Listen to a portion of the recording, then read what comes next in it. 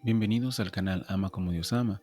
Mi nombre es Julio Antonio y es un placer para mí estar aquí con ustedes para compartir el tema de hoy, que es el tema de la Cuaresma. ¿Qué es la Cuaresma? ¿Por qué celebramos la Cuaresma y qué significa para nosotros? La Cuaresma comienza el miércoles de ceniza. Quizás preguntarás por qué cenizas. Eso es algo como medio raro, ponerse cenizas. Y la ceniza tiene un significado bien importante en términos de lo que es nuestra historia en la Biblia. Las cenizas se usaban en el Antiguo Testamento um, para varias razones. Y vamos a discutir tres o vamos a mencionar tres. En específico, las cenizas se usaban para simbolizar la mortalidad. ¿Qué es la mortalidad? El hecho de que nosotros somos seres humanos, de que vamos a morir, de que somos polvo y al polvo volveremos. Eso lo vemos en el libro del Génesis, cuando Adán es creado, que Dios les dice: eres polvo y al polvo volverás después de la caída. Y por esa razón nosotros entonces recordamos lo que es la mortalidad, lo que es nuestro ser humano, con las cenizas, con las cenizas. Otra razón por la cual se usan cenizas el miércoles de ceniza es porque las cenizas eran un símbolo de arrepentimiento. En el libro de Jonás vemos que cuando aceptaron el evangelio, el rey y todos en Nínive se arrepintieron y dijeron que usaron cenizas, se echaron cenizas para representar ese arrepentimiento.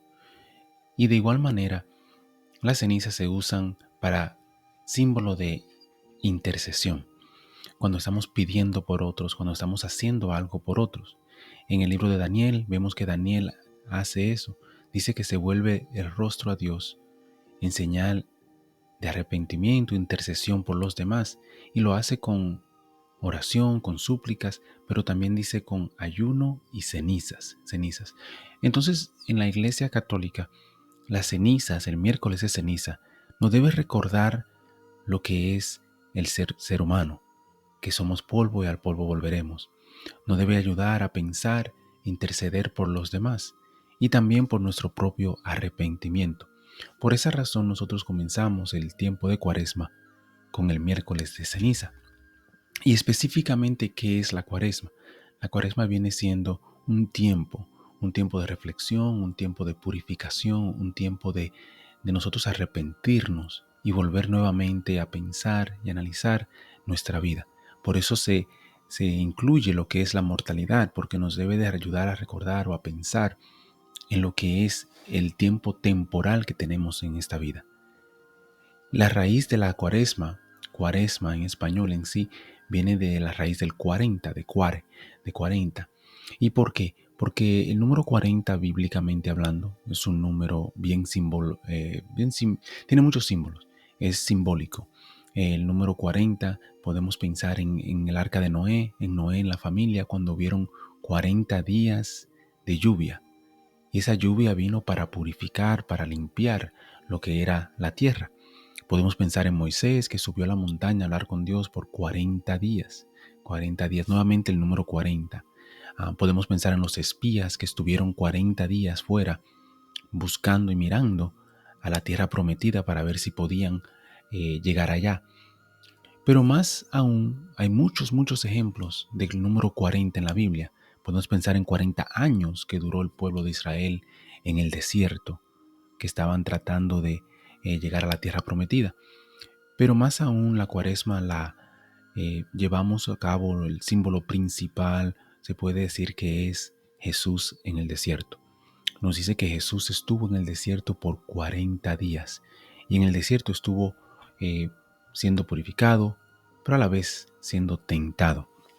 Y dirá, ¿siendo purificado de qué? Si Jesús nunca hizo pecado. No cometió pecado ninguno, pero en un tiempo de él reflexionar, de pedir, interceder, de en realidad de pasar las pruebas que nosotros no pudimos pasar. Y en el libro de Mateo, del capítulo 4, del versículo 1 al 11, nos habla específicamente de ese tiempo que Jesús estuvo en el desierto. Y nos habla específicamente de las tentaciones que Jesús tuvo en el desierto. No se lo voy a leer por completo, porque ustedes lo pueden ver, pero voy a poner la información en los versículos, en las notas de este video. Pero cuando vemos en el desierto que Jesús estuvo, Satanás se le acerca y nos dice que Jesús tenía hambre, Jesús tuvo hambre, estuvo ayunando, estuvo por 40 días. Y cuando Satanás se le acerca, lo tenta con la primera tentación, que es el hambre. Jesús tuvo hambre y él le dice que convierta una piedra en pan. Jesús le contesta que no solamente de pan vive el hombre. Entonces la primera tentación es con la carne, los deseos de la carne. Pero Jesús, claro, pasa a la primera tentación. La segunda tentación, entonces, Satanás lo lleva a un lugar más alto. En el desierto estaba en un lugar plano, se puede decir. Y llegan a un lugar más alto. Dicen el pináculo del templo. Y le dice, si tú eres Dios, lánzate y tus ángeles, los ángeles de Dios, te van a acudir, te van a ayudar. Y esta tentación en específica tiene que ver con lo que es el orgullo. Cada vez que escuchamos que alguien nos dice a nosotros en nuestra vida personal, si tú eres esto, o si tú aquello, o si tú es como tentando, es como probando nuestro orgullo, nuestro ser. Si tú eres esto, si tú juegas deportes, te dicen, si tú eres tan bueno, haz esto, haz esto. Y es una forma en la cual nos tientan contra lo que es el orgullo personal. Y Satanás estaba tentando a Jesús, su orgullo. Si tú eres el Hijo de Dios, el gran Mesías o el que tanto esperan, entonces lánzate, lánzate. Pero Jesús no cae en esa tentación. Nosotros muchas veces sí, lamentablemente, caemos en la tentación del orgullo. Y vamos a ver un ejemplo donde Adán y Eva tienen que ver o están relacionados con estas mismas tres tentaciones. Entonces vimos que la primera es la tentación de la carne, los deseos de la carne, el hambre. La segunda es el orgullo personal.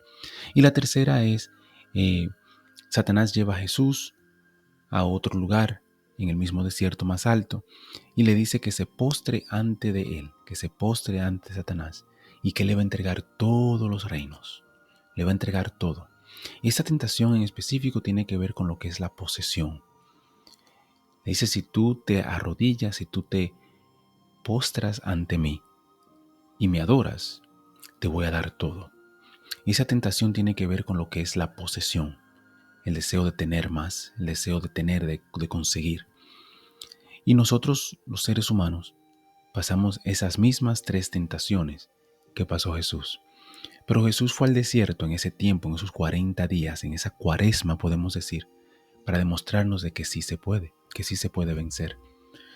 Las tentaciones, nos dice el libro de Primera de Juan, capítulo 2, del 2:16.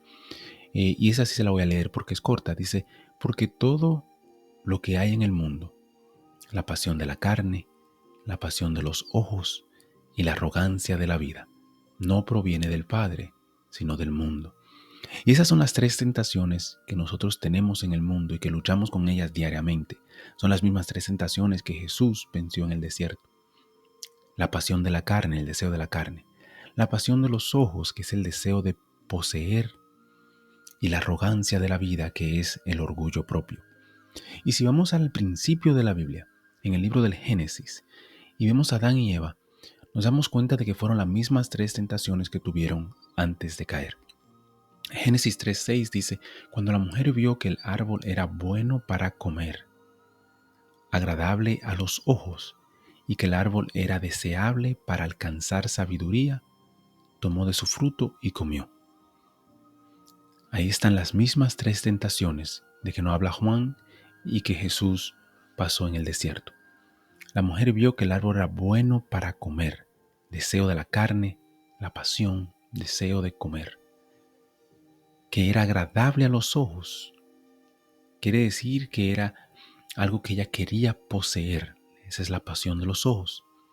Y que era bueno para alcanzar la sabiduría, es el orgullo, el deseo de querer saber más que los demás, es el deseo de saber más que Dios, en el ejemplo de Adán y Eva. Entonces esas son las tres tentaciones que como seres humanos batallamos o luchamos diariamente. Jesús nos enseña que las tentaciones se pueden vencer. El hambre se vence con el ayuno. Jesús nos dice en el libro de Mateos del 1 al 8, cuando ayunen, quiere decir que es algo que tenemos que hacer, no algo que es opcional. Cuando ayunen, el ayuno nos ayuda a combatir lo que es el hambre, el deseo de la carne, a decirle a la carne que nosotros podemos más. La posesión, el deseo de la posesión, de tener más, se combate, con la limosna, con el dar, con la ofrenda. Y Jesús nos dice en el mismo Mateo capítulo 6, del 1 al 18, porque cuando des limosna, es algo que Él espera que estemos haciendo, es algo que tenemos que hacer. ¿Por qué? Porque la limosna nos ayuda a salir de nosotros mismos, de ver los deseos que tenemos, las posesiones, lo que queremos, y ver entonces cómo podemos ayudar, cómo podemos dar. Es lo contrario. Y finalmente, el deseo, el orgullo, el deseo de la sabiduría, diría, que en realidad en sí no es malo, sino cuando queremos hacerlo con la intención de ser más que los demás, con la intención de saber más que los demás, con la intención de el yo, el orgullo. El orgullo se vence con la oración. ¿Por qué? Porque por medio de la oración nos damos cuenta de que necesitamos de alguien más, necesitamos de que Dios nos ayude, necesitamos más de lo que nosotros podemos dar. El orgullo se vence con la oración, la posesión se vence con la limosna y el hambre se vence con el ayuno. Entonces miremos cómo la tentación y la solución están de la par, que Jesús nos enseña de ellos. La tentación, el deseo de la carne. Lo vimos en Adán y Eva, que decía que el fruto era bueno para comer. Y lo vimos en Jesús en el desierto cuando Satanás lo fue a tentar, que decía que Jesús tuvo hambre. Pero ¿cuál es la solución? La solución es el ayuno. Y Adán y Eva cayeron, pero Jesús no. Jesús nos enseña que podemos vencer. La tentación del orgullo. Adán y Eva vieron que la fruta era deseable para la sabiduría, pero no cualquier sabiduría, sino que querían saber o querían ser dioses. Jesús, cuando fue tentado, le dice, si eres el Hijo, lánzate. Y Jesús venció. Y esta tentación la podemos nosotros combatir con la oración, humillándonos y saber que Dios es Dios y nosotros no. Reconocer de que necesitamos de Dios. Y finalmente la tentación de la posesión. Adán y Eva vieron que la fruta era buena para los ojos, buena para poseer, querían tenerla. Satanás le dice a Jesús, si te postras ante mí, todo te lo daré. Y esta tentación se vence con la limosna, con la ofrenda, con el dar. Esto es lo que es la Cuaresma. La Cuaresma es un tiempo de purificación, un tiempo de arrepentimiento, de penitencia, de prueba, de tentación, de crecimiento. Porque nuestra meta al entrar a la Cuaresma, esos 40 días en el desierto con Jesús, es reconocer de que no estamos solos. Jesús lo pasó y va de la mano con nosotros. Pero a la vez reconocer de que es un proceso y en el cual cuando entramos de la mano de Jesús, nuestra meta debería ser salir más parecidos a Jesús. Esa es la Cuaresma. 40 días de purificación, 40 días de arrepentimiento, de intercesión, 40 días en específico en lo cual debemos ayunar más, poseer menos, orar más.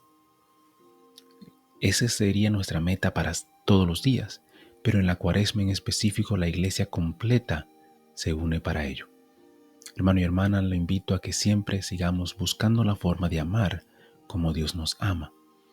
Y la Cuaresma es una forma en la cual nos enseña a poder amar un poco más como Dios nos ama. Muchísimas gracias, bendiciones. Recuerden que debajo le pondré las notas con las citas bíblicas y más información, al igual que enlaces para nuestra página. Y les recomiendo que si les gusta, que compartan, se suscriban y que le den like. Bendiciones.